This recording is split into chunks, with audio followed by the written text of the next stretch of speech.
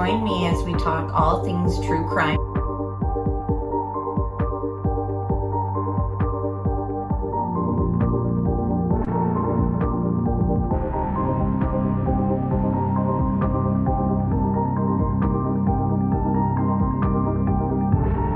Made contact and shattered. Delivered to a missing 4-year-old. The parents have called in and advised that the mother had went for a walk, came home, now they can't find her, they've been feeling worse. Turn it over to another agency. Let's get some help. Where are your kids? They've been missing for 4 months. You have nothing to say? You're over here in Hawaii? Chad, where are Lori's kids? 4 were stabbed multiple times and were likely asleep during the attack. Some had defensive wounds. Most of them had just like one that was the lethal stab wound.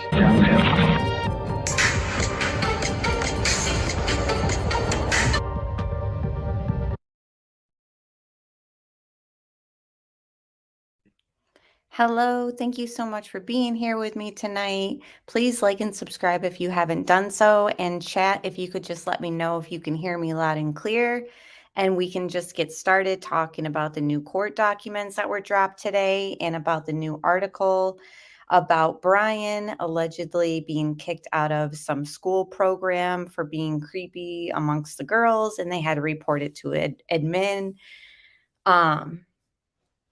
Okay, I'm getting the thumbs up. All clear. Thank you. And hello, Pointer Lover, Delana, Corey, House Huddle, Kay Braze. Good to see you all. Tony. Hi, everybody. So let me just start reading through some of the court stuff. And I'll share my screen as well because I do want to discuss the T-shirt that was worn into court by Kaylee Gonsalvez's aunt. And it's caused quite a stir on the internet. In fact, the family Facebook page made comment on themselves saying, since the media labeled this a taunting, just a little inside view, maybe this might make you chuckle like it did for us. And it has justice for Kaylee, and then justice scales, and then Idaho House. And then it gives like the bill number for the new death penalty bill that had been passed recently in Idaho, allowing the firing squad. And this has stirred up the internet. I believe it was the Daily Mail who quoted it as taunting. So that is that. Let me leave that on the screen and let that kind of brew and get your guys' thoughts and opinions there while I read through some of the stuff about the status hearing tomorrow. And all parties will be present, and the Zoom is available for the families. And everyone's wondering, and there's already been rumors, and Taylor waiving Bryan Kohberger's right to a speedy trial. Has Bryan been convinced that, yeah, they're just not ready? Is the prosecution hoping that they're not ready and they want to waive the right to it? Or do you guys think the prosecution's ready and the defense is ready? I'm feeling like maybe it's possible that both are not ready. But hold on, let me just read a little bit of, it gives the itinerary and dates for when they want specific things presented. It says, based on the hearing held on August 18th, 2023, the court orders the following. A status conference will be held on August 23rd, 2023 at 2:15 p.m. A hearing on defendant's motion to dismiss indictment will be held on September 1st, 2023 at 1 p.m. Any additional motions regarding dismissal of the indictments are due by August 23rd, 2023. The state's response briefing is due August 30th, 2023. So they have a very ambitious schedule, and it goes on. A jury trial is set to commence at 8:30 a.m. on October 2nd, 2023 in courtroom number 3 of the Latah County Courthouse and will run until November 17th, 2023 on an 8:30 a.m. to 5 p.m. schedule. Jury selection shall begin at 8:30 a.m. September 25th, 2023 and is anticipated to last 3 days. A final pretrial conference will be held September 29th at 10 a.m. Discovery must be completed by September 1st, 2023. If defendant intends to rely on the defense of an alibi, a notice of alibi with the specific place and specific with the specific place or places defendant was at of the alleged offenses and the names and the addresses of the witnesses defendant intends to rely on to establish such alibi is due by September 8th, 2023. Now remember, the prosecution asked them to present their alibi a couple weeks ago, and they said during the time of the crime, my client was driving around. He has a habit of doing so. Now, it's basically saying that's fine and dandy, but we're going to need to know, like, if you're going to use the alibi defense, how you plan to establish that, who's going to be there to vouch for you, etc. And that has to be all, laid out by September 8th. So all pretrial motions with supporting briefs, including motions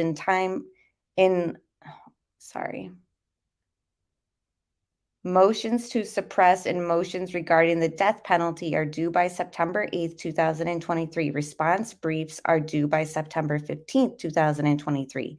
Any 404 notices are due by September 15th, 2023. Proposed jury questionnaires and proposed jury instructions are due by September 15th. Sentencing disclosures, including witnesses, exhibits, expert reports, and any other evidence, are due by September 15th. All pretrial motions will be heard on September 22nd at 10 a.m. Proposed jury instructions will also be addressed at that time. On or before September 8th, 2023, counsel shall exchange and provide the court of a list of witnesses, lay and expert, and list of exhibits with attached copies and exhibits as set forth below. Rebuttal experts must be disclosed by September 15th. Each party shall prepare a list of exhibits that it expects to offer, excluding impeachment documents, to the court and to opposing counsel. Exhibits should be listed in the order that the party anticipates they will be offered. Each party shall affix labels in their exhibits before trial. The state's exhibits should be marked with the red labels in numerical sequence. Defendant's exhibits should be marked with blue labels in alphabetical sequence. If there are more than 26 exhibits for defendant, mark them AA, BB, etc., keeping in mind exhibits that may be grouped together for easy reference. The action number of the case should be placed on each of the exhibit labels. Exhibits should be logged and served as required by the pretrial order. Exhibit labels can be obtained from the deputy court clerk. Counsel shall provide a copy of each exhibit and the exhibit list to the opposing counsel in court. Copies should be made after the labels are marked and attached to the original exhibit. To expedite trial, each exhibit to be offered should be viewed by opposing counsel prior to trial and determination made as to whether an objection will be logged against the exhibit. An exhibit to which there is no objection will be admitted prior to trial. The parties shall provide each other with a list of their witnesses, both lay and expert, and should provide the court with 2 copies of each list of witnesses, one of which should be provided to the court reporter for accurate spelling of each witness's names. Witnesses should be listed in the order that the counsel anticipates calling them. All right. Thank you for listening to me read that. Now, I appreciate all you guys joining me who are watching Shay and Melissa Jade discuss this earlier, and I've been watching Law and Crime, and of course, a bunch of other people just kind of comment about what took place on Friday. I do want to play the Court TV segment with you guys and kind of do a live reaction. I haven't watched it yet. And hello, Alex Erickson and Valerie. It's good to see you guys. Hi, Punksy. It's so good that you guys are all here with me. I'm watching my little one by myself for a few days, so I've only been talking and conversing with a 2-year-old all day. So I just wanted to decompress and run through these updates with you guys, and just have you guys to hang out with me tonight. So thank you so much for being here.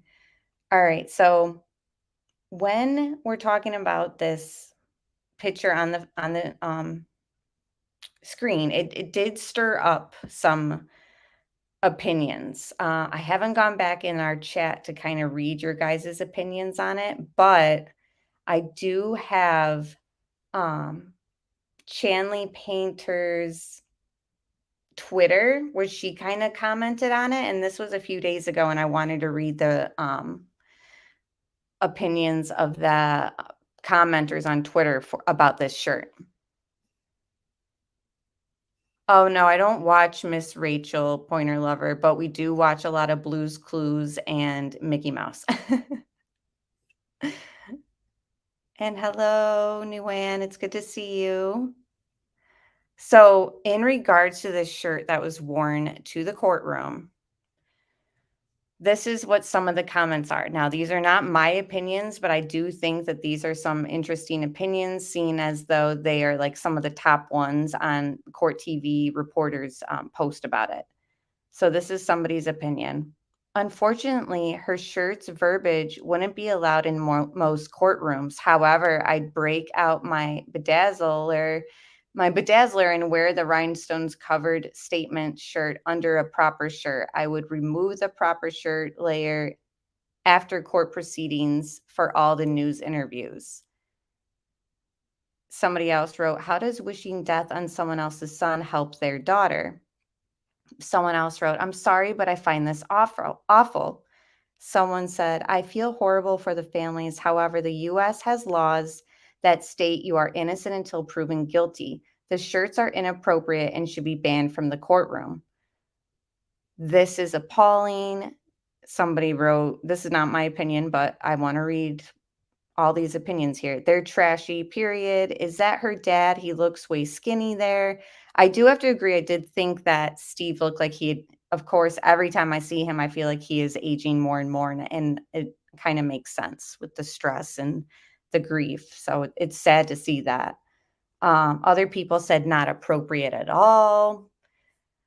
It's hard, like, to put yourself in their shoes. I've tried to kind of think about that myself. Someone wrote, I feel so sad for those families. It just makes you realize what you have and you cherish your family and kids. Whatever happened to innocent until proven guilty? Someone should let the bailiff know. Someone wrote, I love it. Someone else wrote, I suspect the judge will eventually give them a reprimand. We must still respect the decorum of court. Now, I do think that some courtrooms have a dress code. What I do know also is we're all voicing our opinions on it, and everyone on Twitter here that I'm reading, they're voicing their opinions on it, and it's part of our freedom of speech, which, I feel like we shouldn't take for granted, and it's fair, I think, for them to be able to express their opinions. I personally wouldn't do that. I feel like maybe since there's no jury there, it's better than if there was. Other people, yeah, like Unravel says, I'm sorry, I disagree. I would wear it. It doesn't have his name on it. Yeah. And that's the thing, is like, I do feel like they have every right to wear it if they wanted to, unless the judge says like, oh, well, we have like a courtroom dress code, or I don't know. But I really don't even think the judge will say anything, because it is the freedom of speech. Now, I could maybe see this being more appropriate if the trial had commenced and they wore it to the sentencing, because of course you'll have the jury come up with their conclusion, and then you go back at a later date for the sentencing. So I don't know, maybe then, after somebody's been laid out with a fair trial and we've seen all the sides of the evidence, then. But at the same time, I mean, they have every right to wear this, just like we have every right to kind of comment on it. Richie says, I don't really care one way or the other, but The court will ban those shirts next time. Judge wants no drama. I feel like I'd be kind of shocked if the judge even paid it any mind, just because isn't it a little prejudice? I feel like it's not something I would do, but there have been people who are like, well, I just feel like why risk giving him any reason to argue, even in, I don't know if maybe there'll be no appeals allowed for him or what, but like, why give him any, room to argue that he wasn't given a fair trial? I just don't see it as a big deal, Alex says. Doesn't have Bryan's name on it. Don't want to die by firing squad. Don't kill anyone. Right now, everyone's aware. This is the new bill that's in Idaho. You have the risk of facing this punishment if you commit a crime, like the one in this case. It's a DP case. Everyone knows that. The sign on the law says you must wear appropriate business attire. Oh. I don't think this shirt is a big deal. If it was my family member, right? See, everyone has like their own way of expressing grief. And if this is their way of doing it, where other people, they would wear a completely black outfit, maybe. You know what I mean? Like everyone kind of can show their grief or their status for justice for the victims any way that they choose.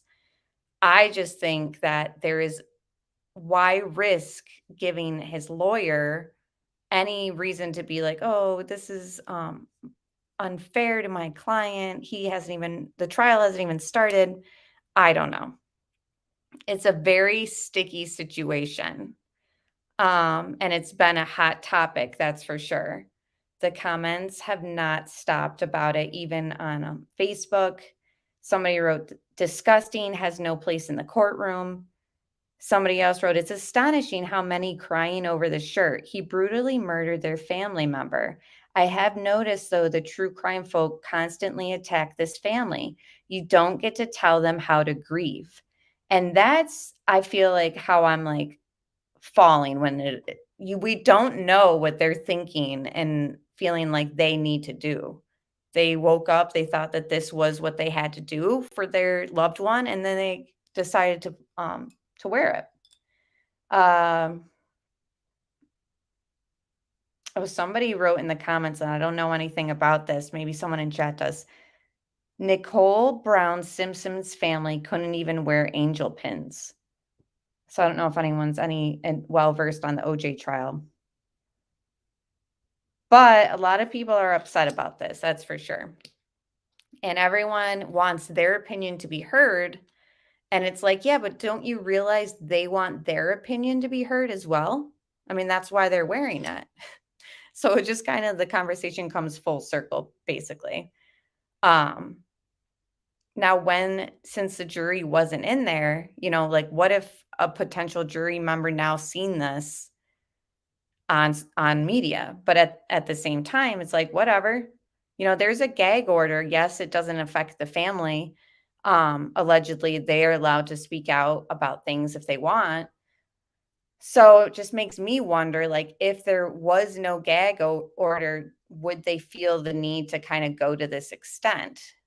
Again, the media could still interview them and talk to them. So it's not like this is, getting around the gag order for them. But I don't know, it really makes me wonder if maybe they're feeling like because of the gag order and they're not having their side told by their lawyer or even by Bill Thompson. There's been other cases where the DA has spoken about the crime and the alleged defendant and still kind of like pushed their side, like, well, we're ready for trial and all this stuff. Well, this case, they don't have it. So I don't know if maybe the family's feeling like they're not heard. I don't know. But yeah, it should be fair game because it doesn't have his name on it. Ann Taylor will try anything. That's for sure.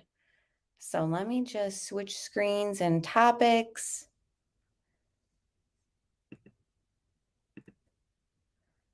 All right, let's get into this new News Nation clip that came out about an hour ago. And thanks again, everyone, for being here. I'm going to turn my camera on, but if it gets frozen, can I have a moderator let me know if I'm frozen?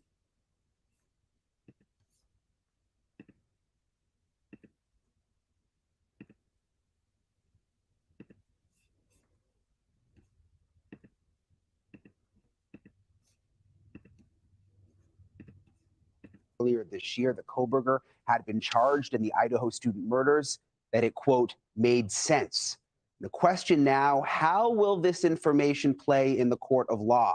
Joining us now is News Nation legal contributor Jesse Weber, and also former FBI profiler Kathy Canning Mello. Jesse and Kathy, thank you both for being with us. Jesse, I want to start with you. Trial just now almost 6 weeks out, if everything goes according to plan, which I still can't quite wrap my mind around. I still don't believe that it's actually happened. You've been saying, everybody's been. Oh, I do have to pause it, and because I do want to ask you guys, one of my main questions tonight, which I have a little bit of a list of some, do you believe that they'll be ready to start the trial on October 2nd? Now, this is saying, or do you think tomorrow there's a possibility that Ann Taylor's going to waive his right to the speedy trial and hope to buy more time? Let me know what you're thinking. Saying that, but it seems like it might actually happen. Could this come in? Could this come into the trial? It's a tricky question. It's tricky because traditionally this is bad character evidence, right? It's overly prejudicial. It's not entirely relevant to the murders, and it would be normally kept out. However, under the law, the prosecutors could try to introduce it to show the limited area of. So they're discussing the new article that kind of came out about some head administrator at the school that Bryan was doing his law enforcement studies at. Let me just skim through some of the article. So that's what Bryan and Jesse are referring to right now. It says, I'm just going to read part of it. Ultimately, and again, this is about him being sort of creepy, in a manner which we don't have many details, but it got him kind of booted out of the program because of the females that came forward. Ultimately, what had him removed from the program, when I look back at it now, makes sense. The fact that he wanted law enforcement more than anything else in the world, you look at it from just that perspective alone, not knowing what I know, you'd be like, I'm so shocked, she said. In that respect, I am. But I know another little piece, which is the piece that occurred at the school. So that makes sense. Although she said Kohberger took the program extremely seriously, a group of female students reported an issue to their teacher. While she said she couldn't delve into specific details due to the student privacy laws, she said students of the Protective Service Program, the name of the institute's law enforcement curriculum, were held to a high standard. If a student did anything that would get an adult fired from the profession, they were kicked out of the program. Ultimately, we had him removed from the program. When I look back at it now, it makes sense. So what occurred, we don't really have many details, but it says a complaint was made and the teacher reported it to me and said, this is now something we can't have. And then it says Camilla Beers told the podcast host an investigation needed to be conducted. Other students were interviewed, Bryan was interviewed, and there comes a time when decisions have to be made, whether it's a decision the student wants or not. The school cut Kohberger from the law enforcement program, and he transferred to the heating and ventilation and air conditioning track instead for a year before dropping out. I don't think that maybe he necessarily grasped the depth and breadth of the issue at hand. So, what exactly took place? Now, this is where Bryan and Jesse are kind of discussing that new revelation. And, when we think about his history with what they stated at that bar in Pennsylvania, a lot of people were saying that they didn't believe it. This kind of corroborates with that, where he, was a certain way towards females, and that, it made them uncomfortable.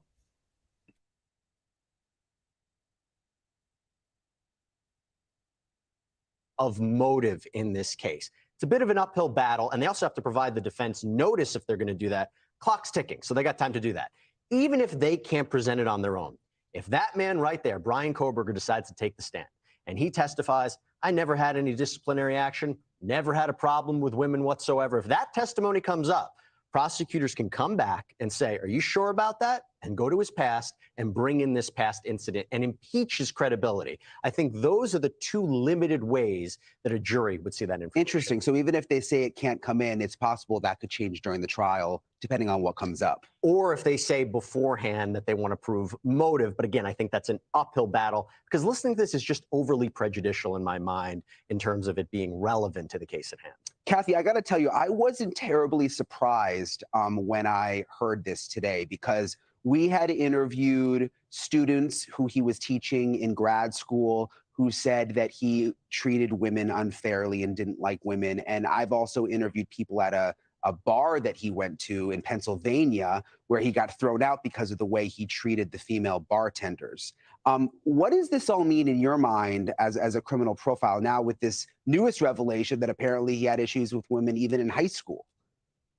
Exactly, Bryan, and thanks for having me on. I think it's a very important data point for these prosecutors, right? Because as Jesse mentioned, they're going to have to paint a picture for the jury that this individual was not only physically capable of committing a horrendous mass murder, but also psychologically and emotionally.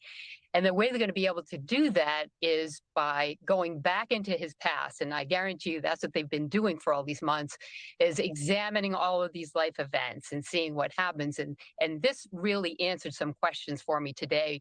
This question I had about this heroin addiction that he adopted. I was wondering what life event happened. And this sort of points to that, right? He was on his way, this dream career. This happens, these allegations, they were severe enough that the cadets went to their teacher. She thought it was serious enough that she went to the administrator. They open up an investigation. Lots of people are interviewed. He's interviewed, and ultimately he's kicked out of the program. And you can imagine how shame-inducing that was, what an ego bruise that was at a very critical time in his life. So much so that he doesn't return to high school, right? He ends up graduating with an online degree. Thanks so much for watching. Go to joinnn.com to find News Nation on your television provider. And don't forget to click the red subscribe button below.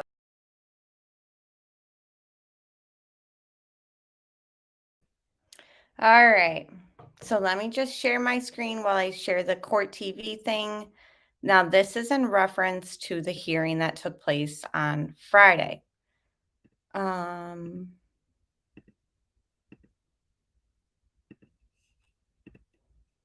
I haven't watched this fully, so it'll be kind of a listen and react with you guys. Richie says, in my opinion, yes, there has been a pattern, lack or no respect towards women in general.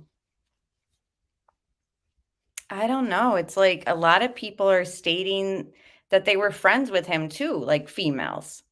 I think there's like at least 2 or 3 that have come forward and been like, yeah, we were friends. He was funny. He was a nice guy. We're going to go back and listen to some of the statements early on in the investigation after this court TV thing. So I've got something I put together from the documentary that I've clipped, and we can watch that. Just to give us a refresh of, who this defendant is allegedly from what we've heard. Even though there is a gag order, we have heard some things.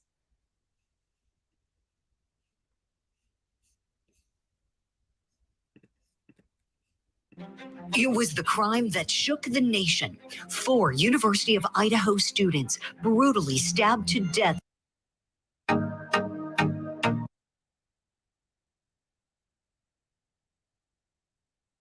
the night. And after a multi-state investigation using videos, cell phone analysis, and DNA tracing, investigators found the man they say is responsible for killing Kaylee, Maddie, Ethan, and Xana. Now the accused is back in the courtroom as his defense team is preparing for his upcoming trial. Tonight, we're breaking down everything you need to know from today's hearing for Bryan Kohberger. Good Friday evening to you and welcome to Closing Arguments. I'm Julie Grant in tonight for Vinnie Politan. We kick things off this evening in Idaho, where earlier this year the legislature voted to authorize the firing squad as a form of execution. That new law went into effect on July 1st. From my understanding too, the firing squad will only be, used if they don't have lethal injection on hand, at the time of the execution. So just keep that in mind too. But yeah, anyone in Idaho is facing the possibility of the firing squad, which is obviously not good. Now, I've already asked, will we be ready for trial October 2nd? I want to ask now while I play this, and I'll read your guys' comments in chat. Is the no weapon an issue? We don't know if they found the weapon yet, but let's say they didn't. Do you guys think that that's an issue? Now, people have said the verbiage in the PCA for, I think it was Ethan, was different than it was, I don't know, I think they said like edged weapon for him, or like people have just pointed out the verbiage when in reference to what weapon was used. So if we never find the weapon and you're on the jury, do you think that that's a problem?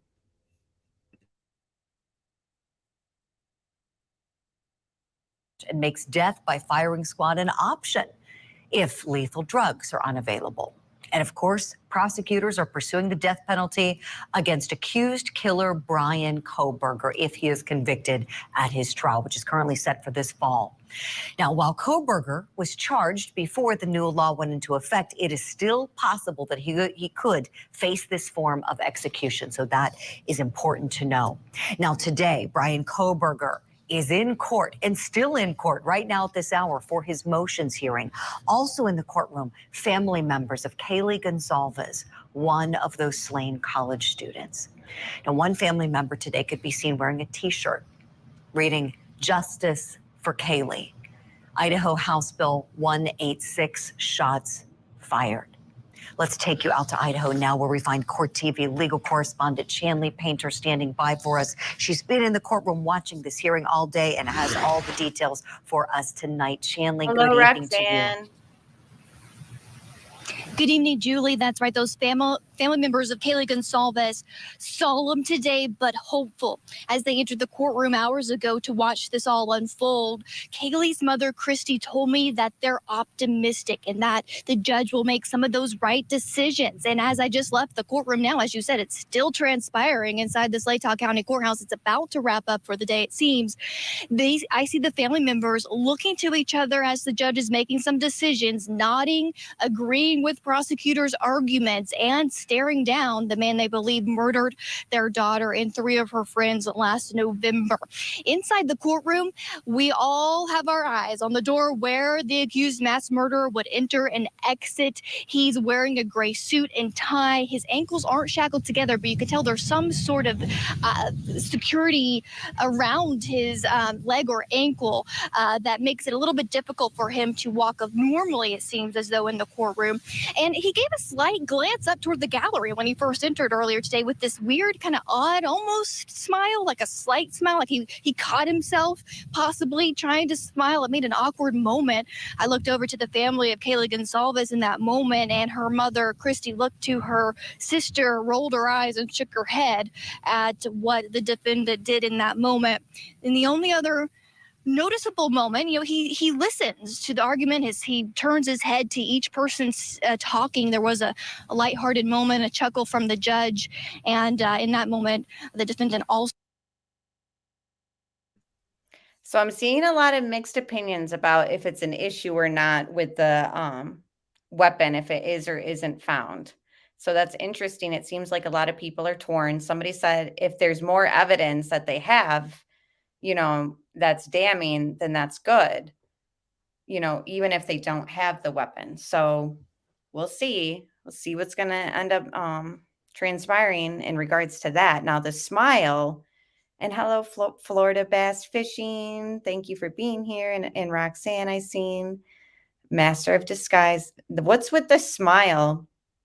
Yeah, what's he smiling about? His family wasn't there, were they? I don't think so. I've heard no reports on his family being there. This is why cameras will be removed.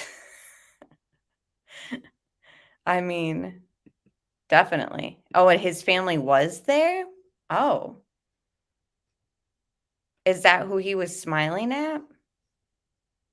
I'm hearing mixed things about his family being there too. So I need someone to link me a source.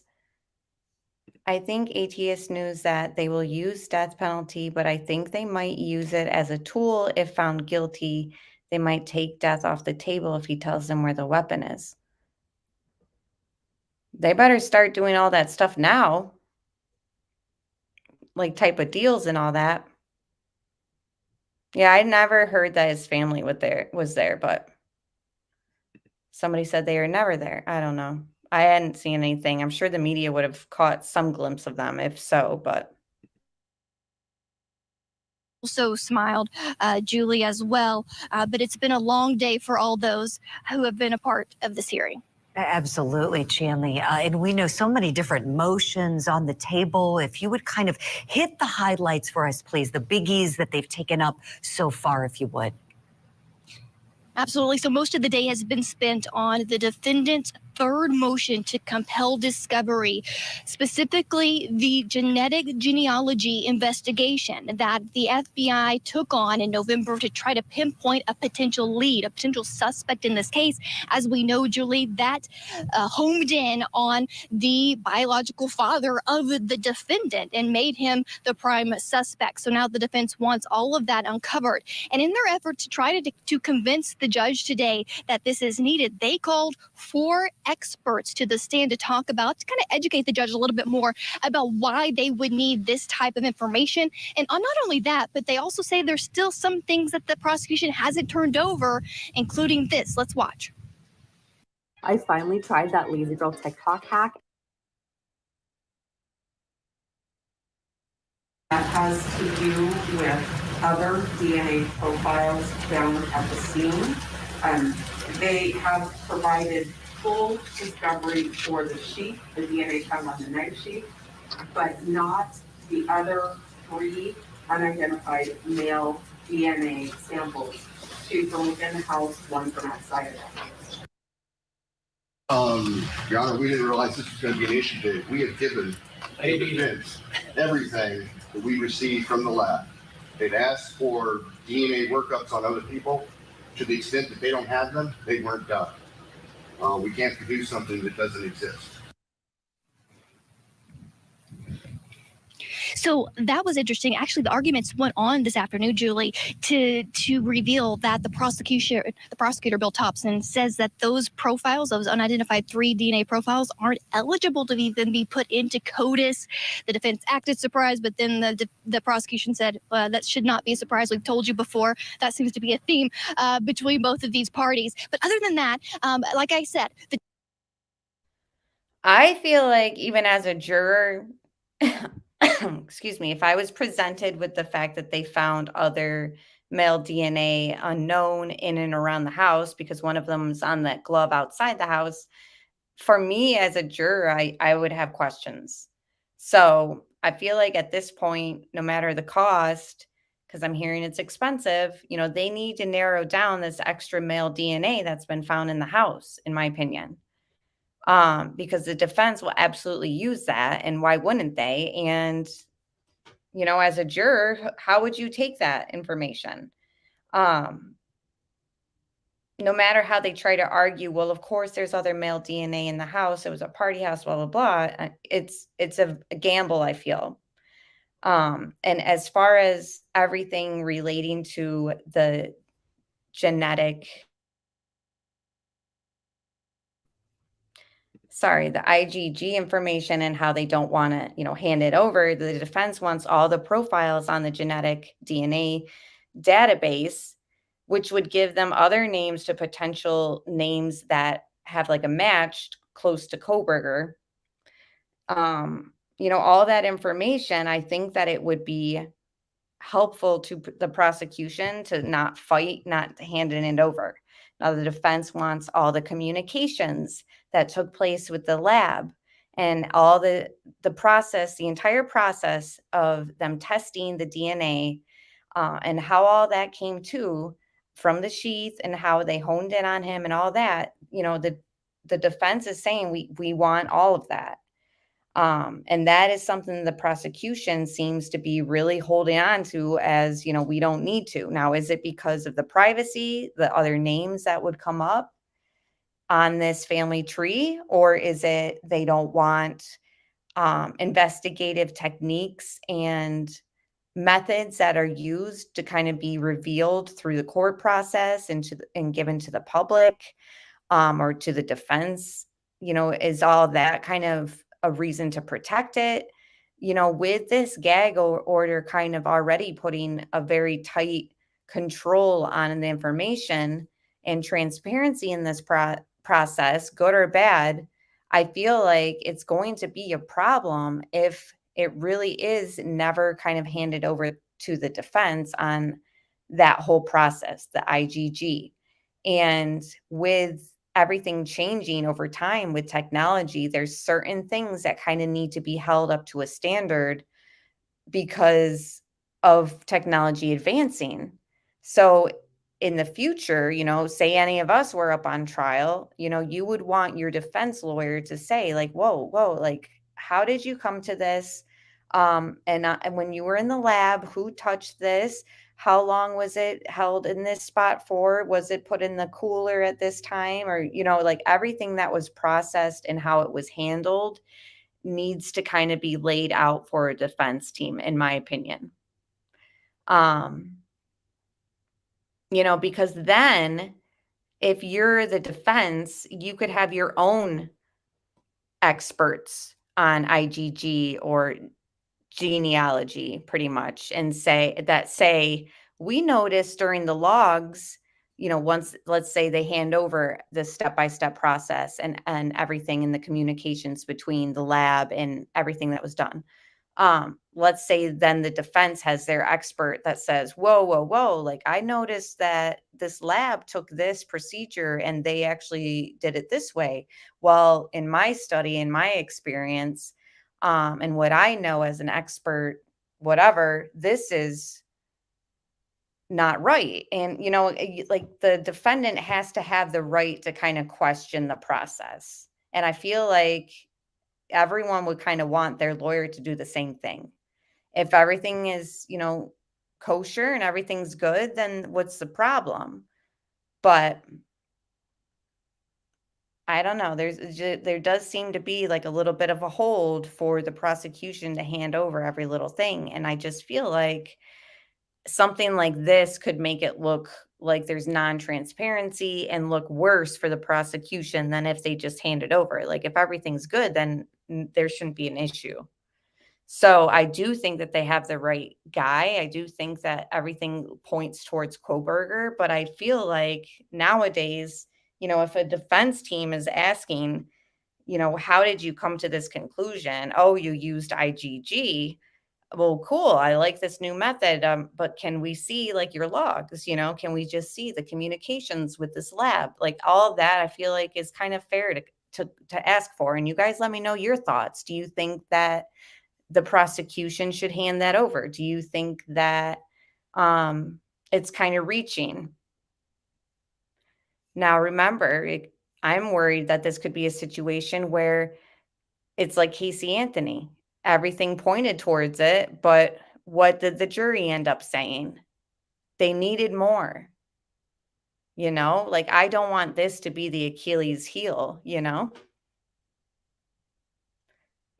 Corey says it's fair to ask to have them handed over. The defense team calling these potential experts, a couple of lawyers who talk about what a reasonable defense attorney would need to be able to attack this type of investigation. They would need that discovery to hire potentially their own experts. And they also called a couple of experts trained in genetic genealogy as well, including Gabriela Vargas, who doesn't really have a scientific background, but she. And hello, Delaney and Riddler and Hippie Chick and everyone else who has joined. Legendary, it's good to see you.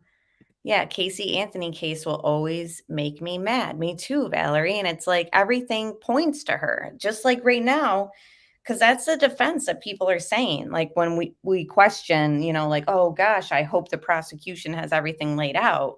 Everyone says everything points to him. Everything points to him. Well, everything pointed to Casey Anthony too, in my opinion. Did offer a key piece of information possibly about the testing and how that would unfold. Let's watch. If I'm an attorney and I found a case where genetic genealogy has been utilized by law enforcement, and I want to know if they follow the protocols and rules, do I need the genetic genealogy information that like you produce as a. Yeah, I agree, Riddler. I'm assuming you're referencing the other male DNA that was found in the house and then on that glove outside the house. Riddler said, if I were on the jury, I would expect the DNA to go through the same method as Bryan Kohberger or an honest attempt to discover who it belongs to.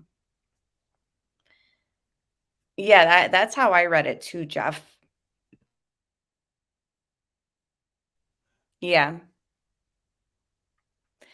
But it's just, we don't want to leave any holes. And there's 12 jurors. Are we sure 12 jurors are just going to bypass this other male DNA that's been found in and around the house? Again, we'll get more information, I think, on like the location of it and all that, but 12 people, that's what you have to think about. Can you convince 12 people that this other male DNA is nothing to worry about? And again, this is also, let's include the fact, let's pretend and say that they never find the weapon. So we have unknown male DNA in and around the house that the defense is pointing at. And then we have possibly no murder weapon. Is that a problem? It really is going to come down to what other stuff they're going to drop on us too, because they might have so much stuff that it's kind of, laughable that we're worried about these little details. But where it stands right now, would 12 people think that it was enough for them to convict him? Forensic genetic genealogy. So I need that information so I would know. If you wanted to know what the process was, whether or not there was work product, if you wanted to verify how did you come to your conclusion, absolutely. How about if I wanted to know what the rules were? You would need. Yeah, are you talking about if they have the weapon, House Huddle, that they would have to disclose it to the defense? Yeah, and earlier in the stream when I was reading like the court's itinerary, it gives a deadline for, okay, discovery's got to be done on this day and everything that you have as far as evidence on this day, blah, blah, blah. So, if it's going to come out, whatever they have, it's going to be coming out September is going to be a big month, I think, for stuff for filings, basically. Yeah. Okay. So yeah. And any other evidence, you have to assume that unidentified DNA was near the bodies. There had to be tons of DNA throughout that party house. And that's the other thing, is if this is raised as a red flag during the trial, of course, the prosecution will explain with their experts and all that of, the expectancy of a party house having that and this and that. It's all going to be laid out, hopefully, in a concise manner. You need the data. Have my makeup already done, and then to add Exactly, for Florida Bass, and that's what my friend, like, because he follows this case, but only through like mainstream, just on the skim surface, like not a true crime enthusiast like all of us. And I was just explaining the PCA to him, and he's kind of like bushy eyebrows, like, look at my eyebrows. And we just kind of had like a chuckle. And it's like, he's the one that said, like, well, I hope this doesn't end up in another like OJ or Casey Anthony situation. And, like Florida Bass said, there's always a chance one juror isn't convinced and this guy walks. Her testimony was a part of the defense argument, Julie, where they want to make sure that the FBI followed the proper protocol and even garnering some of these profiles that maybe on these public databases would have opted out of law enforcement having access to them at all. Sure. This is fascinating stuff. This defense team certainly very diligent, as you know, Chanley. How was it hearing the arguments? Did it get heated at points? Would you kind of take us back what the judge said, if anything, in the midst of hearing from both sides, please?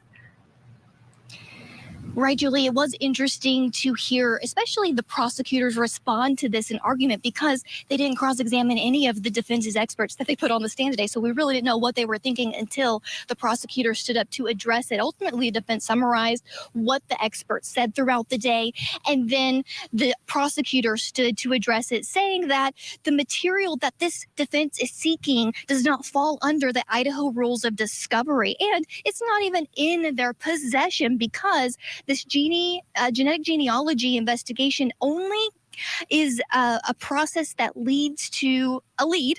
It leads to an investigative lead, but then they confirm that lead with the investigation. The confirmation is what matters, according to prosecutors. This does not, and they wouldn't have called any of this during a trial. It's not relevant to the trial, and they say all that information should be protected and not revealed to the defense or really anyone, Julie.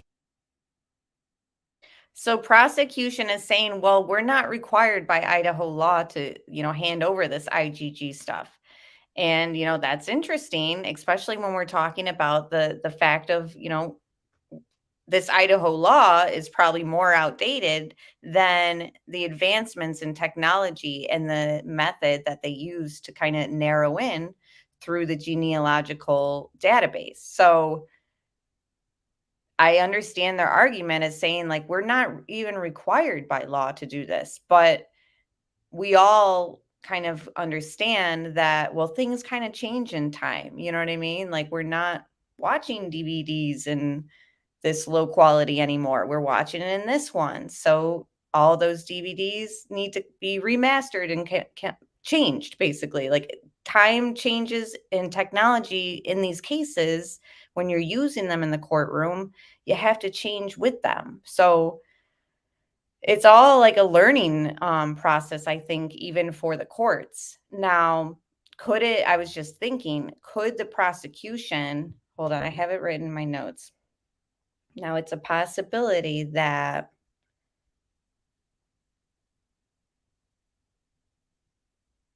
well, for one, I'm wondering, do you think that they're going to need a change in venue?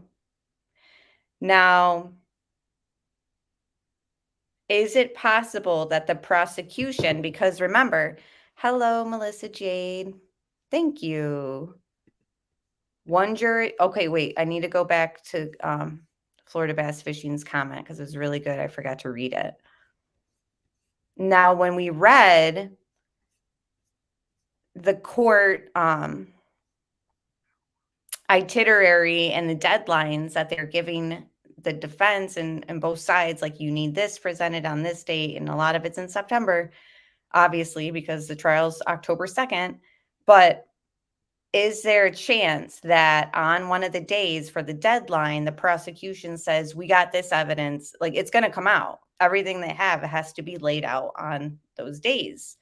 So is it possible, this is if they don't ask for tomorrow at the hearing for him to waive his right to a speedy trial, let's say at one of those dates that they present the evidence, is it possible that the defense gets something from the prosecution and the defense says, we need more time to review this because you just dropped it on us and this is huge and we're not going to be ready now. So if it's not argued tomorrow to waive the right of the speedy trial, is it possible on one of these other dates when they give them the evidence that the defense says, you know, like, whoa, we're not ready. We're not going to be ready October 2nd now because we just got this information and evidence from you guys and we're going to need a lot more time and to gather, you know, expert opinions, etc. So now Florida says, of course, there's a ton of others' DNA in the house. It was a party house. I still can't believe there was no DNA in his car. That would raise reasonable doubt along with the 8 hours not reporting a crime.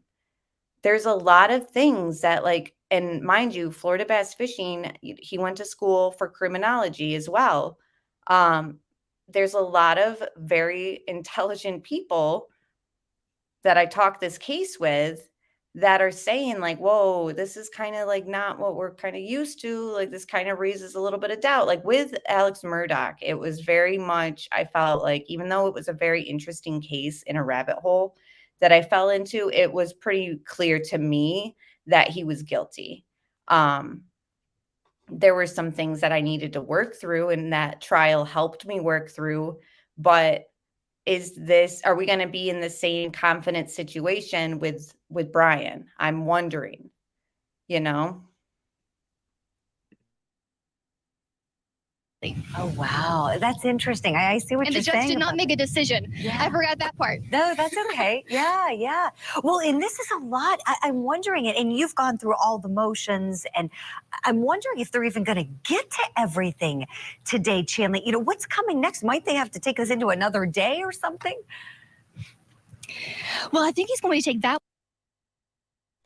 Thank you, Shay, for gifting memberships, and welcome to all the members, and welcome Riddler, and thanks for being here and showing support. All I ask you guys to do is just like and subscribe, and everything else that comes my way, of course, is appreciated and never expected, but thank you guys so much.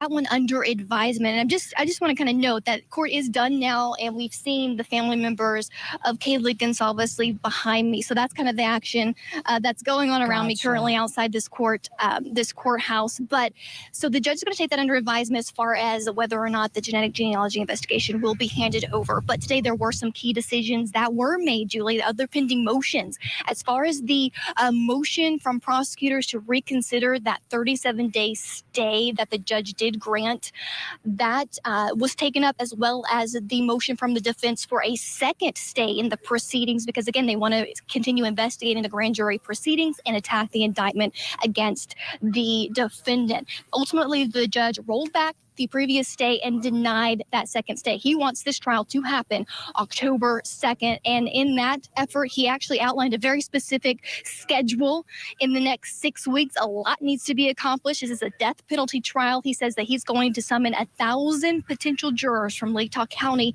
to show up a week before that to be voir dired for this potential trial to happen. And the other big issue, Julie, I want to tell you about is this motion from prosecutors to compel a more specific alibi from the defendant, who admits he was driving around the night of the murders, but not at the crime scene. Ultimately, the defense says we don't have any more information, and the judge is going to give them a couple of more weeks to deliver a more specific alibi, or they are risking waiving any potential witness who may corroborate his whereabouts on the night of the murders, Julie. Oh, that's fascinating stuff. So from the court stuff that we read in the beginning of the stream that dropped tonight, it pretty much gave the deadline for when they can present all the information for his alibi, if he chooses the alibi defense. So what if he doesn't choose? I mean, does he have to pick that defense? What do you guys think? I'm so confused, like, when it comes to that. Like, it seems like if it's not, information isn't presented on that date, then he can't use that type of defense. I don't know. It's like I don't think he has anybody to corroborate an alibi. So I don't think he'll be using an alibi defense. You know what I mean? They haven't presented anybody so far that has been like this person and this person. However, we weren't given the preliminary hearing. Was there somebody that they expected to cross-examine and help with their alibi and they never got that? I don't know. Shabanay, 10 months. Oh my gosh. Another membership, baby. Love you. Thank you so much. Wow. 10 months. It's crazy. I feel like I just met some of you guys too, and then time just flies. I know so many of us, I know you, me, Chandler, we were all hoping to hear that motion taken up. Well, that's good to know. So we'll have to just wait a little longer, but not too much longer. As you've told us with trial, that date not moving, October the 2nd. We're going to mark our calendars. Chanley Painter, thank you so much for that update. We'll see you later. We're going to squeeze in a break. Here's what's coming up next for you here on Closing Arguments. In Jacksonville, Florida, Jared Bridegan, a Microsoft executive, gunned down in front of his own daughter. Upgrade your sleep.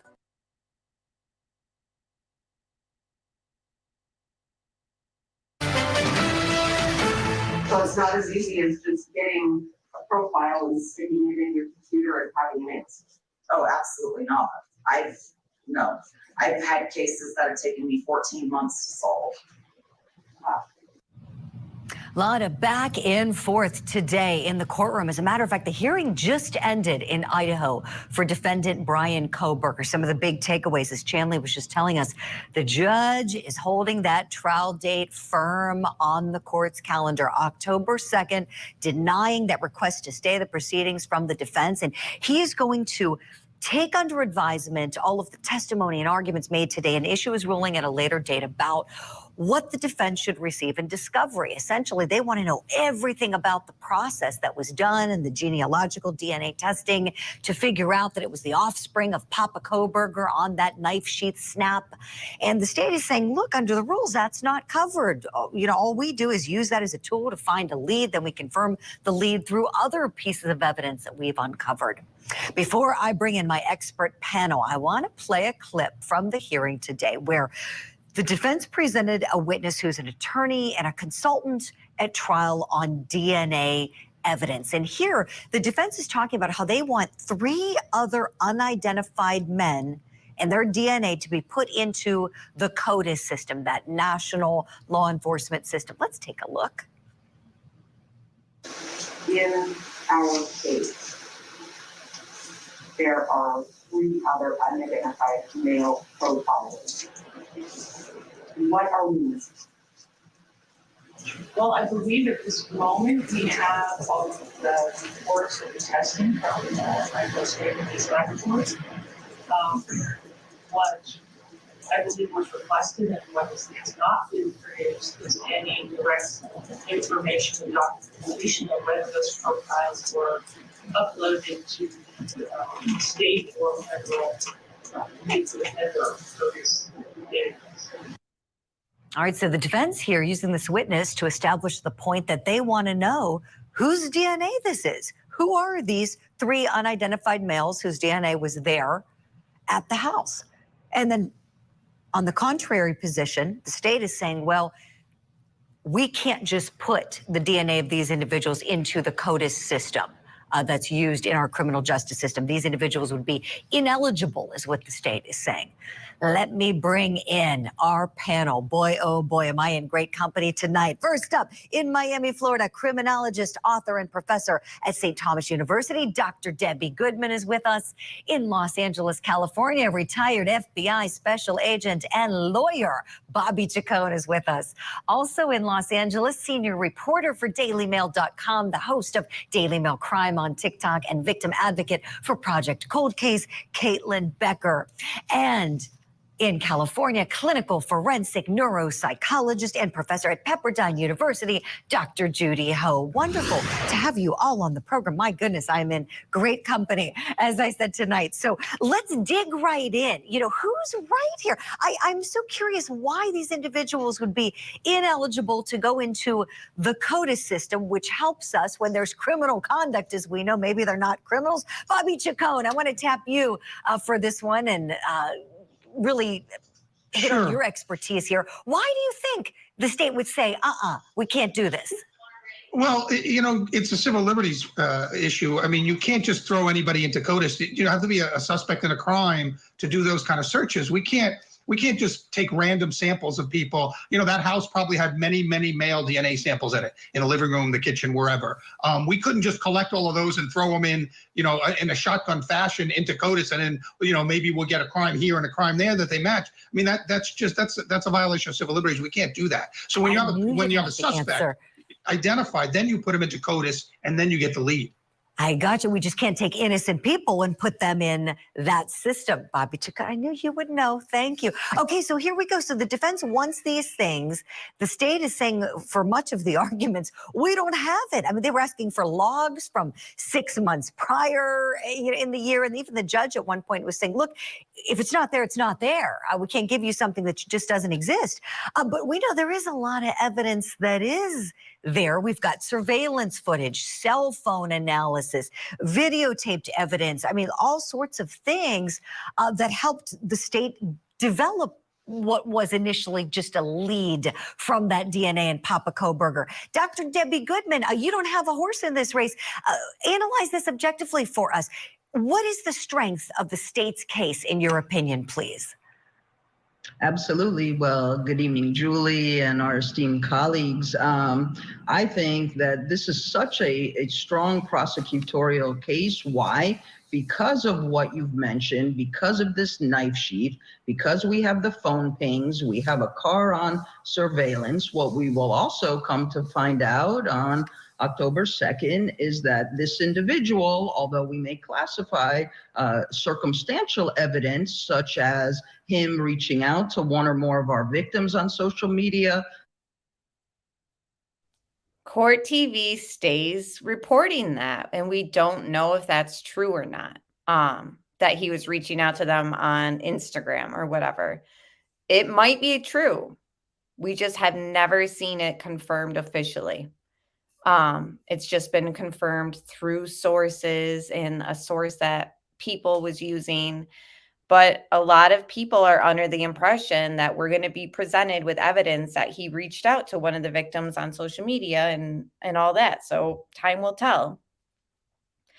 Something else I was going to say is, and we also know from another live stream on this case where we watched, what is his name? The defense lawyer for Scott Peterson. So like on the tip of my tongue. Mark Geragos.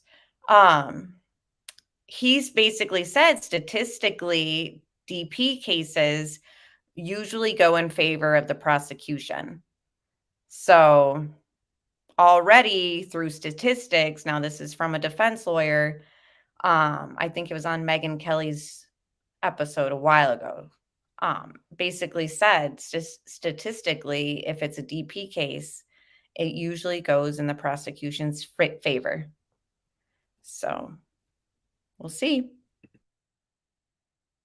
There will also be photos of one or more victims that he has taken on his phone. So I think between not only the tangible DNA evidence and those of us in the field, we tend to say that DNA is the silent witness. It doesn't speak, Julie, but it speaks volumes. So we have that to go on, plus the totality of the other evidence. And if this defense is really only coming up with the alibi of driving around to nowhere, I feel it's just exceedingly weak.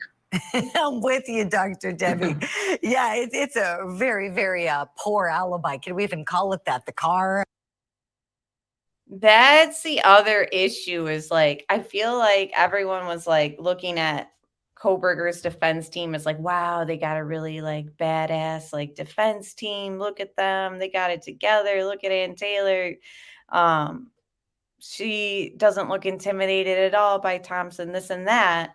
And then they came out with this alibi. And I feel like any type of like, oh, wow, like what a team. It looks like they're really working. Like it kind of went out the window for me.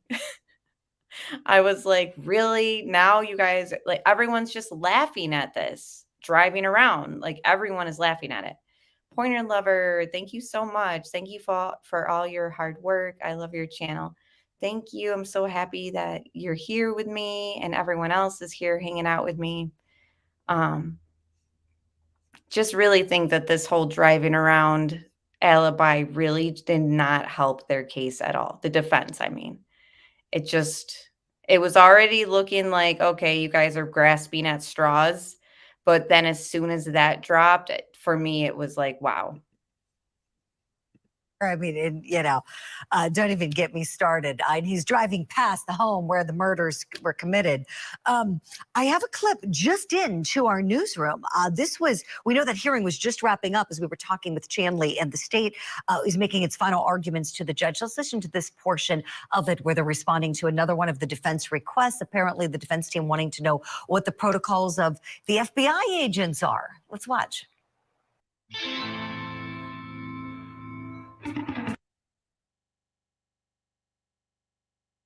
Say something like, well, and that's a good point, House Huddle says, but can you imagine how freaking awful it would be if you legit were just driving around? And somebody else said, I want to read it. Him having a bad alibi doesn't prove murder to me. Now, again, we're going back to this whole, well, what will 12 jurors think? Can you convince 12 jurors that that's a bad alibi? You know what I mean? We know that he was pulled over at 11:30 at night, weeks and weeks prior to the murders, I think in August. We never got the body camera yet.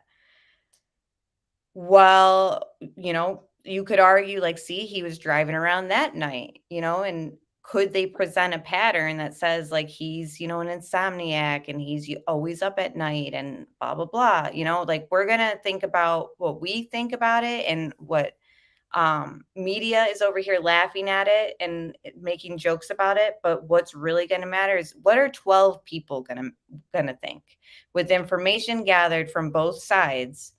If they use that alibi defense, you know what I mean? What will 12 people think? Yeah, driving around and his phone off, right? Conveniently. well, Your Honor, maybe the FBI broke the rules, maybe the FBI didn't. There's no way we can know unless you give us that information. Well, you can say that about anything. Maybe when they were doing this one piece of the investigation, they followed their internal procedures. Maybe they didn't. And if that's sufficient to get disclosure, then what the Idaho Supreme Court here said is invalid. It conflicts directly with what they said. So the mere possibility that the FBI or some other law enforcement agency violated the terms of service should.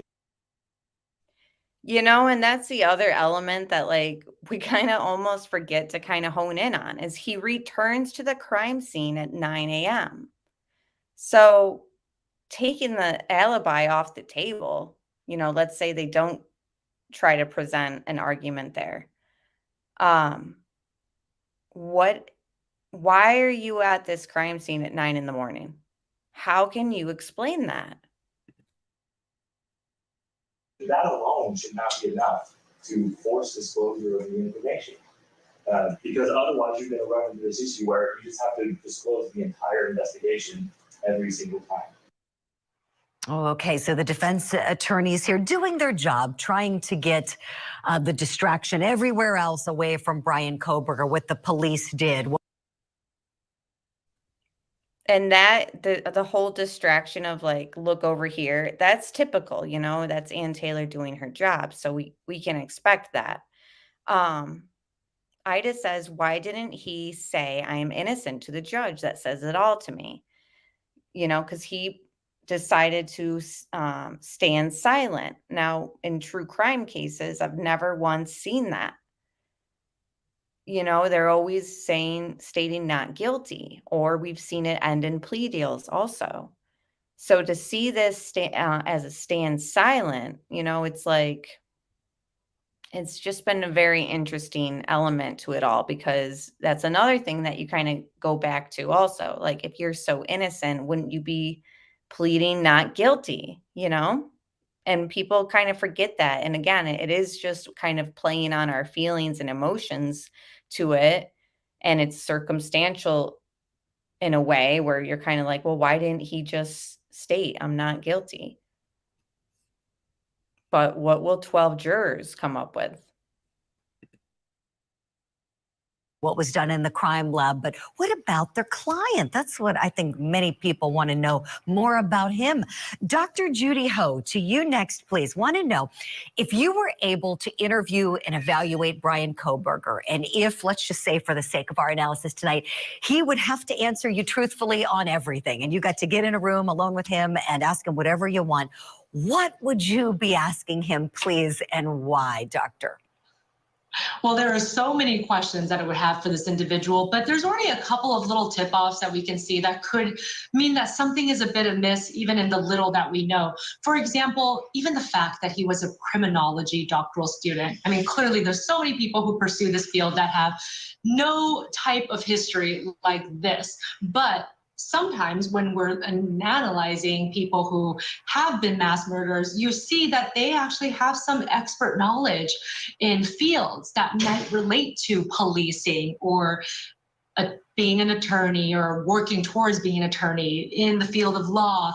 It's because it puts them in a place where they can actually understand the system and maybe potentially find a way to evade that system. That is something that we sometimes see when back analyzing some of these cases. But in terms of the questions that I would ask about his childhood history. I would ask about any signs of difficulties with peers from a young age, difficulties with authority, a lot of untapped anger, things that may have been traumatic that weren't dealt with. There's a lot that we know about looking at the profiles of people who, for example, have antisocial personality disorder or who might be deemed colloquially a psychopath. And we see that there's a number of different traits and qualities, maybe not being able to settle into one relationship, going from relationship to job, perhaps showing signs early on.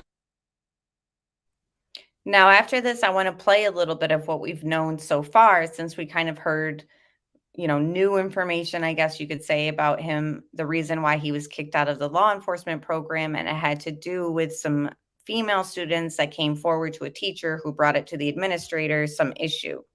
That's all we know, is there's some issue. And she said they're held to a high standard in the law enforcement curriculum that was there. And if they do anything that would get them fired in the professional realm of the job, then they get kicked out of the program. Oh, wow, Florida. I didn't even realize it was that late.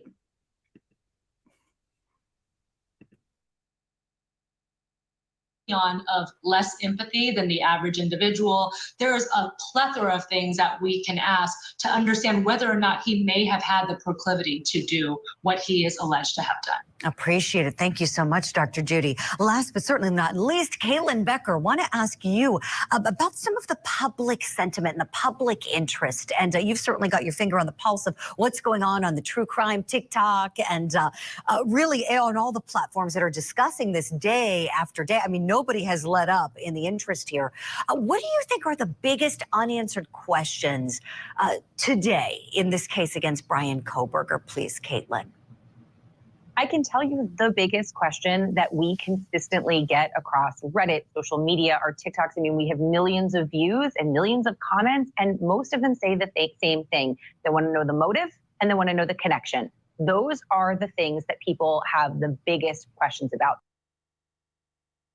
And that's what any person who's like not even into the true crime community, or like really just knows about this case just through Fox or headlines, like that's what they always end up asking me. Oh yeah, why did he do it? And then we're all like, we haven't really been explained or told why. We just know that it was targeted. And then, you know, the other issue is prosecution doesn't have to explain a motive. You know, they're not obligated to do that. Will that be a problem? Like, I mean, even in the Alex Murdaugh, it was sort of like a similar situation where we're like, but why? But why did he do this? You know, and like a lot of us had a hard time like understanding. And then they laid it out, you know, like, well, this was taking place and then the boat accident, blah, blah, blah, etc. And it was like, oh, okay. So I really hope that we get the same type of thing that takes place in, you know, Kohberger's case, where it's like, this will show you what was said here, and then this was that. And however, I've heard other cases where people have said, we went through a whole trial and we still don't understand it. So I just hope it's not like that. Why did he target this house, these victims? Was it one victim? Was it two victims? Was it all four victims? What was the reason? What was the motive? And what is the connection? Absolutely, Caitlin. I mean, it's been something I've been pondering, thinking about how I would try the case. As somebody who used to serve as a prosecutor, what would I go forth with? Dr. Debbie Goodman, let me bring you back in on a point. We know there was a lot of social media backlash about Dylan Mortensen, who's going to be a key witness for the state, maybe the one who IDs Bryan Kohberger. She got to look at the guy with the bushy hair, the bushy eyebrows, you know, the dark shirt, the mask. Maybe she's going to be a key to this case. I think so. But people online were very suspicious. Why didn't she call police? Wouldn't he have had blood all over him if he did 4 homicides? Tell me what you think about that, Dr. Debbie. The idea that somebody could potentially, you know, kill 4 people, if it was him, if he did do what police say he did, murdered 4 people, and then walk by someone else and not touch her. Why is that? Yeah, great question. To which I will say, Julie, when we have these types of individuals, murderers, and they decide they will plan Good night, their work, Alex. they'll work their plan, everything A to Z, they are in charge of. So although he's this PhD student studying, but my theory on this is that it's an acronym I created, JAR, J-A-R. I think this was an individual deeply rooted with jealousy, anger, and revenge. I think our 4 victims represented everything that he was not, particularly from a socialization standpoint. They were smart, they were outgoing, very connected to their own peer group. This individual was not. I think he wanted to be. I think he had this purpose in mind. These individuals who participate in mass murders, serial murders, they're very selective about everything. The victimology, the day, the time, the weapon, and such. And if they don't want to kill somebody, they will not.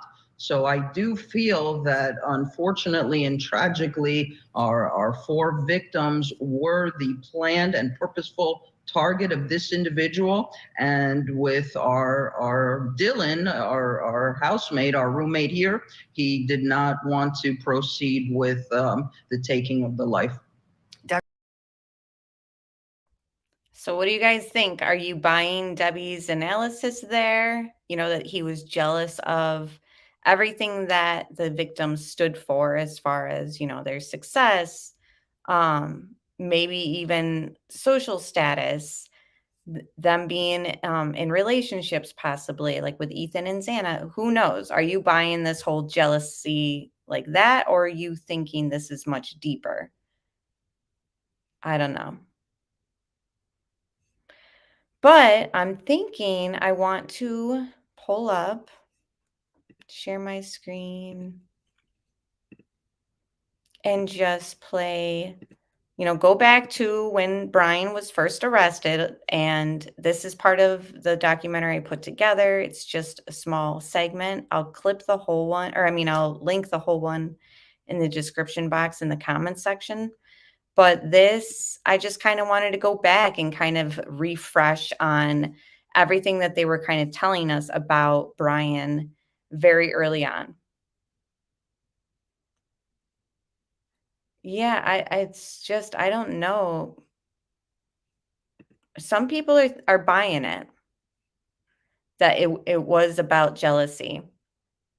Sounds like a sound theory to me. He was not jealous of Dylan. Why is she different? Yeah, that's the other thing is like, and they were so certain that the community was safe and that even though it was a targeted attack, everyone, you know, they pretty much didn't have any concern that it was going to happen again, even though that they didn't have a suspect named or under arrest at the time, remember? So if this was like, oh, he was just jealous of everything they stood for, then weren't there other students who fit that same victimology and profile, you know, in and around Idaho at the time, like any other frat person, or maybe even ones that were even more successful, you know, like on star quarterback or something. You know what I mean? So for them to say like, okay, this was a targeted attack and we do not feel that the community is in any danger or at risk. But we can't tell you why this is a targeted attack. So then if it was about their social status and just jealousy on that level, then there seems to be like a chance that maybe he would have continued and thought, let me just go through the whole frat. You know what I mean? Like, I don't know. Strange to me. I'm not really buying that. And also, even though it was just the mayor and he tried to backtrack it, he came out stating very early on, I think on day one, that it was a crime of passion. And then he was like, well, I'm not saying it was a crime of passion. I'm saying it could be. So I don't know. It's not making sense. That's the other thing too, is like, and I feel like we're all under like, well, not all of us. Some people are very much like, this has been laid out very clear to me. And I'm confident, even if I was on the jury and presented with all this, that I would find him guilty. But for some reason, there's like a population, including myself, that like, yes, I think it's pointing towards him, but like something's like weird about everything that's been taking place. Maybe it is because we don't have like the why.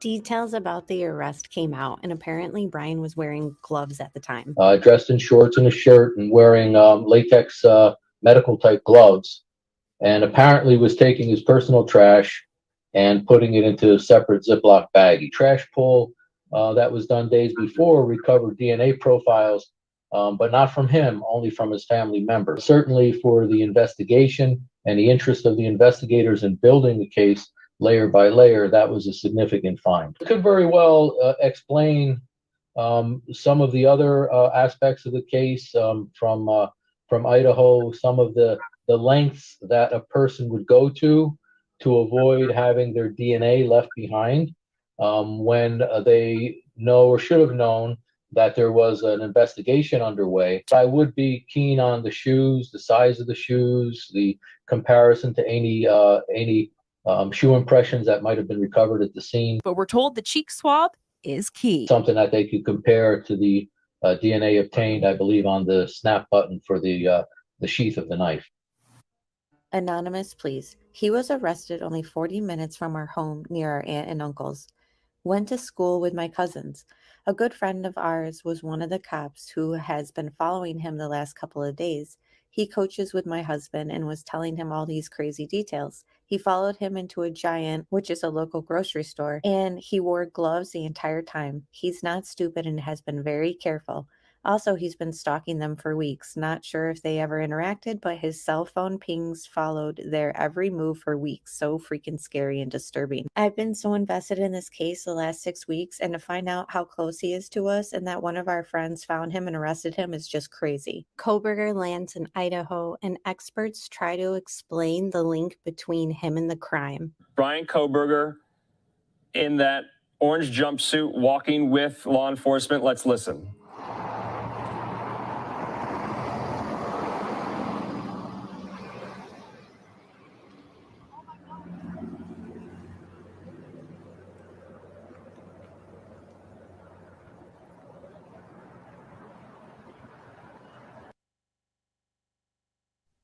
That's a good question, Riddler. He said, is it a step up or step down in front of Dylan's door?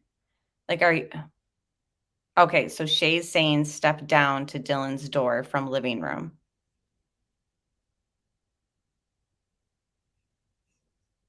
Thank you. Thank you for laying that out. The whole house, no matter how many times people have gone over it and so many channels have done such a good and thorough job going through that house, I still can't grasp it.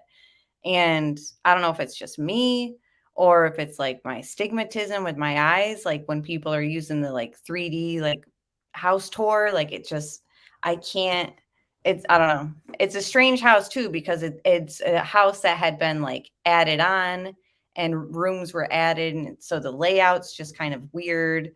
Again, that just still raises the question of why they wanted to tear it down before the trial. Well, now they're holding on to it. Didn't they say they were going to hold on to it until October something? Like it was like after the trial was allegedly going to start. Now, if the trial gets delayed, we don't know if it will, because everything they're saying is saying that it's going to be on October 2nd on time. Will they hold off still on demolishing the house? Again, it might not bring any evidentiary value to it. Jury, like we've all gone back and forth on that conversation too, but it is strange, to see the them be so hasty in getting rid of it, because we haven't seen that in other cases. There's reasons why. We're not going to get into them. We've already discussed it, but have we seen it in other cases handled like this? That's the main thing. It's just this case has just stood out on so many different levels.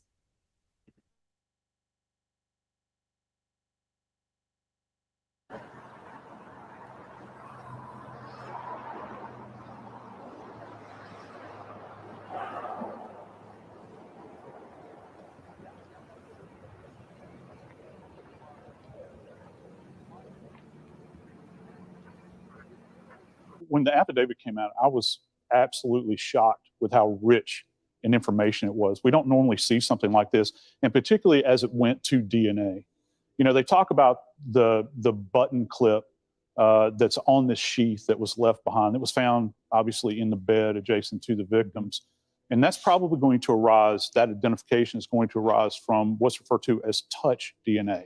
Okay, let me kind of break this down. You're talking about touch DNA, which for all of us, if you have dry skin, you slough dead skin cells all of the time. And so in this particular case, he would have left potentially several elements that they could identify there, these dead skin cells. And you only find a partial strand of DNA in that. But they did find something there that tied directly back to him. And the fact that it was in such close proximity to the bodies might even be an indication as a starting point to when all of this happened. And so this is very powerful information. And it's not necessary that we have the knife at this point. His first appearance in court had a lot of people talking about his creepy eyes. For attorney at public expense, I do find that you are indigent and do qualify for court-appointed counsel. I will appoint Ms. Taylor to represent you in this case. A citation from Latah County Sheriff's Office shows Bryan Kohberger was stopped by police on the 21st of August for failing to wear a seatbelt. The traffic stop took place at around 11:40 p.m. It is not clear what Mr. Kohberger was doing in the area at the time, just 1.7 miles and a 5-minute drive from the home on King Road. Now, just to go over the details again, because we have talked about the seatbelt violation that took place at night, now 1.7 miles away from the murder house. Okay, so is it significant? Within 2 miles, it's pretty close. Good night, Richie. Thank you for being here. And everyone else who's kind of like been here, but maybe went to bed. If you don't watch replay, you won't hear this. But either way, thanks for hanging out with me tonight, guys. Is this when the stalking began on that house? I'm curious to know if there's body cam footage from the seatbelt violation in August. We also know that there was another incident in October where Bryan was pulled over here. Hello, officer. I am Officer Langus. Stops being audio and video recorded. Again, no, I think you know why I stopped you. You ran the red light. What actually happened was I was stuck in the middle of the intersection. Yeah, so I was behind you the whole time. Yeah. Yeah. Thanks. Affidavit also said Kohberger's phone pinged near the girl's home on King Road in Moscow at least 12 times in the months leading up to the murders. Close enough that he was touching their Wi-Fi, that his phone was touching their Wi-Fi. To be honest, I think that that's been the hardest part of this, is to sit back and look at the totality of it. When my sister was FaceTiming me about a new egg bites recipe, he was planning his next visit to the home. And that's really difficult. It's really difficult not to wish that you had done more, wish that you had known more. But it's just the first step. A lot more evidence will come out. And I'm confident that Moscow Police Department, Idaho State Police, and the FBI have the right person. And I thank them from the very bottom of my heart. When you go through the timeline and the affidavit and see all the dates of when the cell phones pinged, you can actually go back and think of your conversations from those specific times. Yeah, you know, the August 21st date, I can go back and remember the conversation that I had with Kaylee that day, and how normal everything was, and the fact that we had no idea, she had no idea, I had no idea that true evil was genuinely watching them. Nancy. So, Florida, that's been something that's gone back and forth, right, chat or replay viewers? Help me iron this out. So, we heard him state his phone picked up their Wi-Fi. That's how close he was. But then I've also heard that people said that he retracted that statement. I don't know. Help me out, guys. Because was his phone picking up their Wi-Fi? I just wanted to refresh on where we stood there, because I know that was something that kind of was going back and forth. Yeah, Steve said that.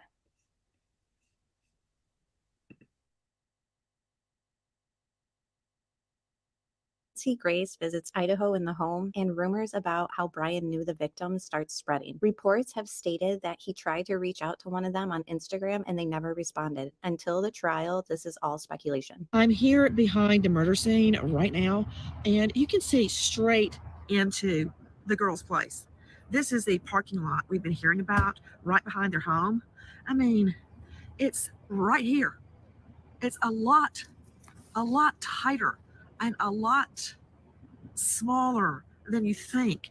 And just looking up here, I feel like you can see straight into their home. These girls never had a chance against a predator. Yeah, when we were talking right here, he said, "Have you heard about these murders?" And I was like, yeah, because it just happened. Like, there was like a few articles. There was not much detail on it at all. So when he said that, I was like, yeah, I read like an article. There's not much about it. He's like, yeah, it seems like they don't have any leads. And I was like, yeah, I guess not. And he's like, yeah, they think it's a crime of passion. I was like, yeah, well, I don't know. I've read one article. I'm not really sure what they're thinking. And then he kind of left it at that. But he did bring that up. Like, it was a normal conversation. 2 weeks before the slayings of 4 University of Idaho students last November, the man now accused of killing them sent a series of messages to one of the victims on Instagram. An investigator familiar with the case tells People in late October, an account that authorities believe belonged to the accused killer, sent a greeting to one of the female victims, the source says. When he didn't get a reply, he sent several more messages to her. He slid into one of the girl's DMs several times, but she didn't respond. The source tells People basically it was just him saying, hey. So this information is coming from a source. Again, I do trust Court TV's reporting. I think that they do a really good job, honestly. This is coming from People, though. So it's been reported by People from People's sources. So then these sources sort of quieted it out over time. But, you know, time is going to tell us if this was accurate about Instagram. Hey, how are you? But he did it again and again. According to the affidavit, from 5:25 to 5:27, a car is seen on 5 cameras. His phone also connects to Wi-Fi back at the crime scene at 9:12 in the morning. Later in the afternoon at 1:04 p.m., CCTV and a ping place him buying stuff at a grocery store. We still don't know exactly what he purchased. Bryan's public defender from Pennsylvania spoke out about Bryan and his interactions with him. A bunch of other people came forward as well. We even see in his yearbook information that as a sophomore, Bryan, in a law enforcement class, and apparently wanted to become an Army Ranger. Now we get to know who this individual is. We're focused now on who he is. That's why we keep asking people, send us information. If you've known him, if you've dealt with him at any point in time, this is now where we become more laser focused on one thing, and we're going to find out as much information as we can, but we still need our community and people's help. Man, he's an intelligent man, Bryan. He was easy to talk to. He was aware of the situation. Really, it was a great conversation that we had given the circumstances of everything involved. You say that he told you he was shocked that he was arrested. How so and why?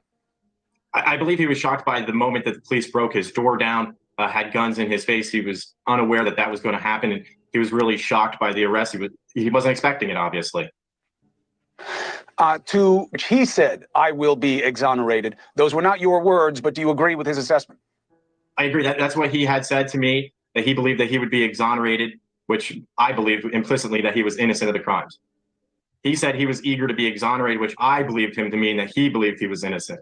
I wasn't judging the case at that point in time. I didn't have the affidavit of probable cause. I knew none of the facts, and I didn't ask Bryan about any of the facts or circumstances surrounding the case either.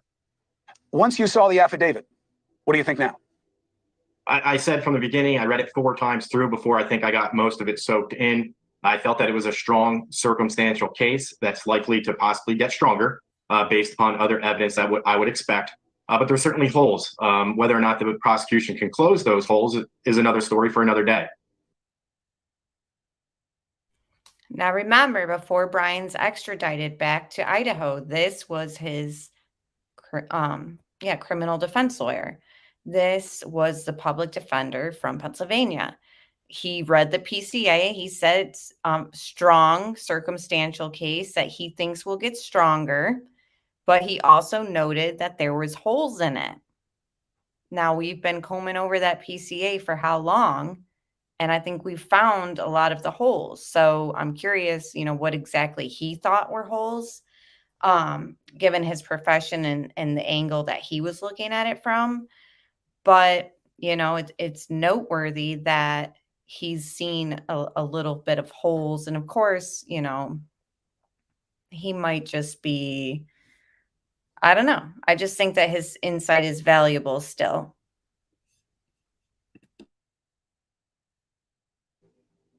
I think the biggest concern is obviously his DNA on the sheath of the knife that was found in the room next to the Mogan body. Do you have any reason to believe? And here, this is early on when it was kind of first happening that he got arrested. This is before everyone started picking apart what touch DNA was and how reliable is it. And that's not anything to hang your hat on, or other people, of course, saying like, no, this is good evidence. He's claiming that that's the biggest concern that he'd seen. So.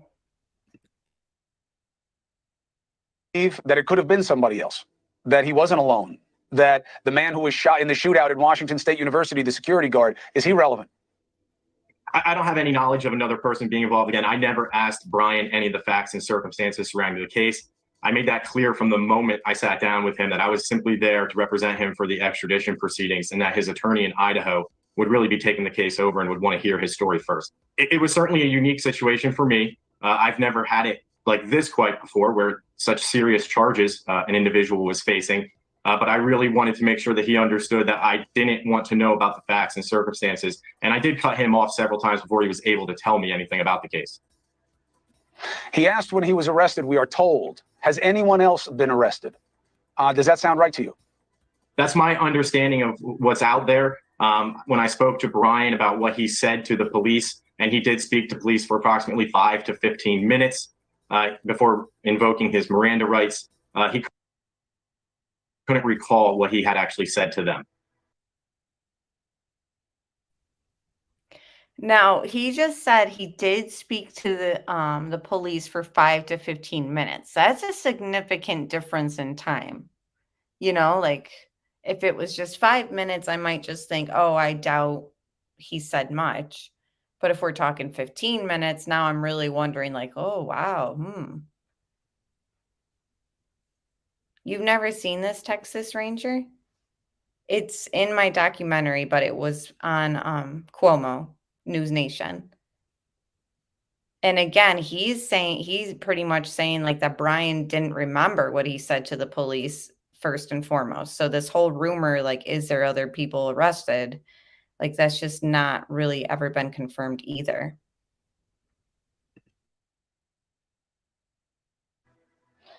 Did his disposition, his demeanor to you, play as someone who was or was not connected to what happened?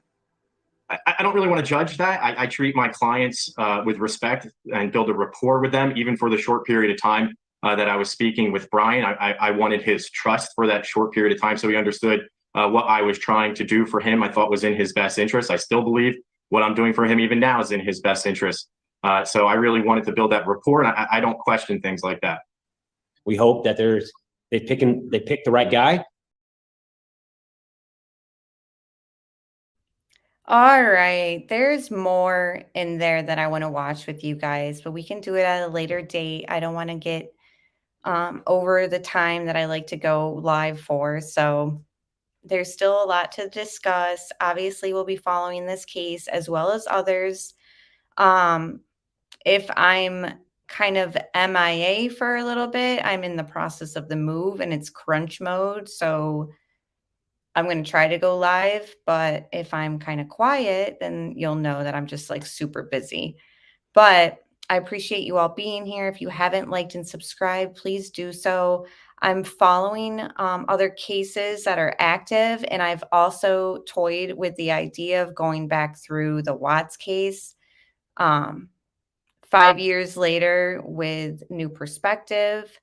So that might just be a live stream that I add in addition to just our regular live streams where we keep up on active cases and trials.